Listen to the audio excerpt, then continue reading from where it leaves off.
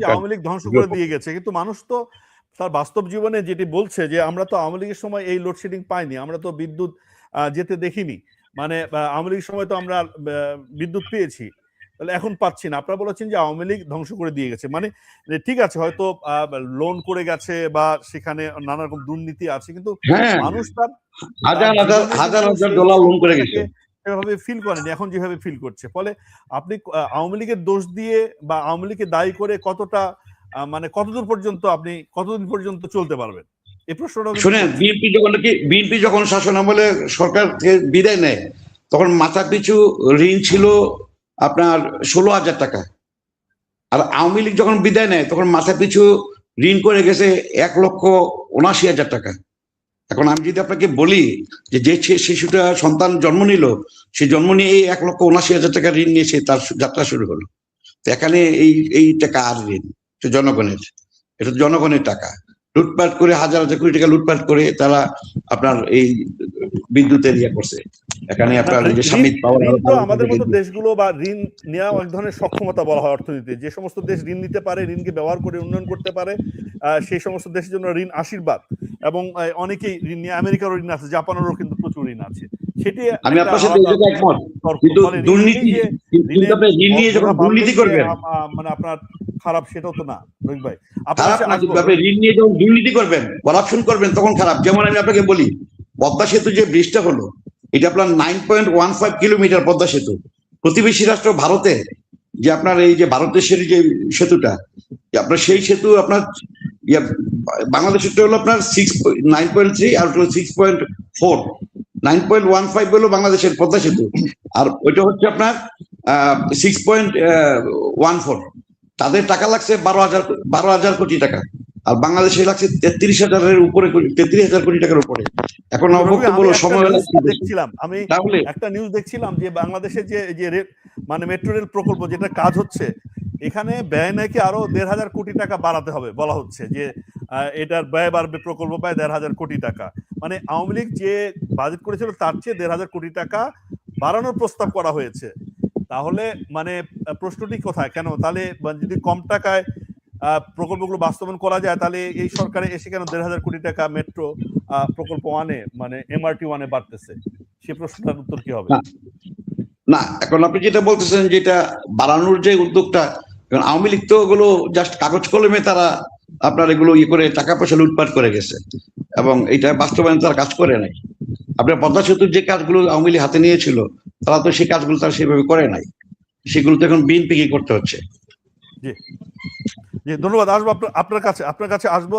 বুলবুল আহমেদ, যেটি হচ্ছে যে রফিক আহমেদ যেটি বলবার চেষ্টা করছেন, যে যা রেখে গেছে বিগত সরকার, বিশেষত আওয়ামী লীগ, এবং আমরা বিভিন্ন মন্ত্রী বা দায়িত্বশীল নেতার কাছ থেকে কিন্তু শুনেছি যে একটা ধ্বংসস্তূপের মধ্যে দেশটাকে রেখে গেছে। এখানে আমাদের টাকা নেই, প্রচুর মানে ঋণের চাপ, প্রচুর ঋণ করে গেছে, ব্যাংক ধ্বংস হয়ে গেছে। ফলে এই পরিস্থিতিতে বা জ্বালানির পরিকল্পনা ছিল না দীর্ঘ সময়, যেটার ফল এখন ফলতে শুরু করেছে। ফলে খুব দ্রুততার সাথে এটা সমাধান করা সম্ভব নয়, আমাদের নীতি নির্ধারণ মহল থেকে সে কথা বলা হচ্ছে। আপনি এই বয়ানটাকে কিভাবে নেন?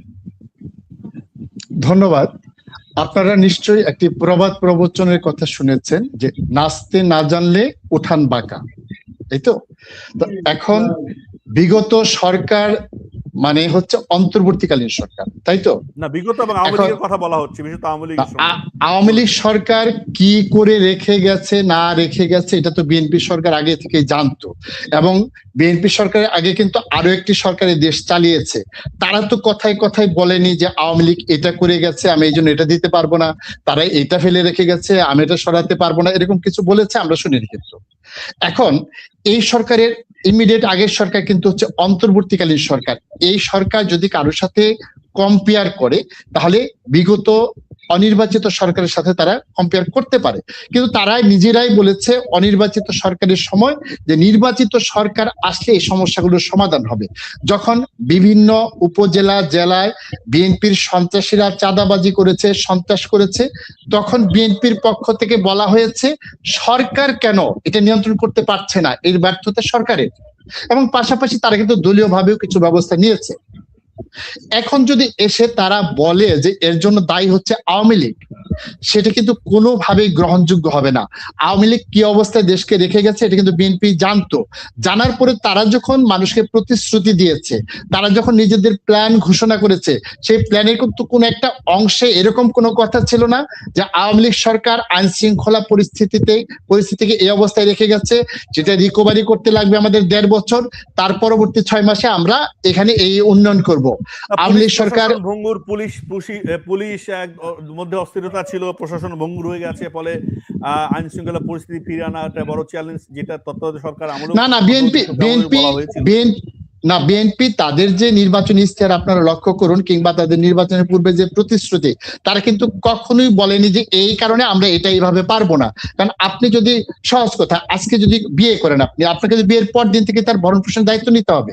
আপনি আজকে যখন সরকারে আসবেন, সরকারে আসার পর থেকেই তো এদেশের সবকিছু দায়িত্ব আপনাকে নিতে হবে, এবং আপনি কিন্তু আগ্রহ করে নিয়েছেন, আপনাকে কিন্তু কেউ জোর করে চাপিয়ে দেয়নি। ভাই যেটা বলেছেন যে রাষ্ট্রপতি নির্বাচন করে, এটা তাদের অর্জন, আমি তো মনে করি এটা তাদের অর্জন না, এটা তাদের বিসর্জন। কারণ মির্জা ফখরুল ইসলামের মতো একজন নেতা, তিনি যদি এলজেড এর মন্ত্রী হিসেবে এখানে দায়িত্ব পালন করতে পারতেন, তিনি কিন্তু দেশকে কিছু দিতে পারতেন, তিনি কোনো না কোনো অবদান রাখতে পারতেন। আর আমাদের যে রাষ্ট্রপতি পদটা, এটা তো আসলে যে পরিমাণ অর্থ সেখানে ব্যয় হয়, এটা তো জাতির জন্য একটা বার্ডেন। এই ধরনের ব্যয় সাপেক্ষে আমরা যে শ্বেত হস্তি পোষণ করার যে নিয়মটা, আমরা তো তাকে সেই জায়গায় ঠেলে দিয়েছি। এটা আমাদের অর্জন নয়, এটা আমাদের বিসর্জন। তো এই বিসর্জনকে অর্জন বলার কোনো সুযোগ নেই। অভিভাবকত্ব লাগবে, আমার আমি সেটা বলছি। অভিভাবকের ক্ষেত্রে, আপনি অভিভাবকের ক্ষেত্রে যে ব্যয়ের একটা ক্ষেত্র আপনি বানিয়ে রেখেছেন, এটা কি সংকুচিত করার কোনো পদ্ধতি নাই? দ্বিতীয়ত হচ্ছে প্রধানমন্ত্রী এবং রাষ্ট্রপতির ক্ষমতার ভারসাম্যের যে কথাটা হচ্ছে, সেটা করে কি রাষ্ট্রপতি পদটাকে কার্যকর করা যায় না?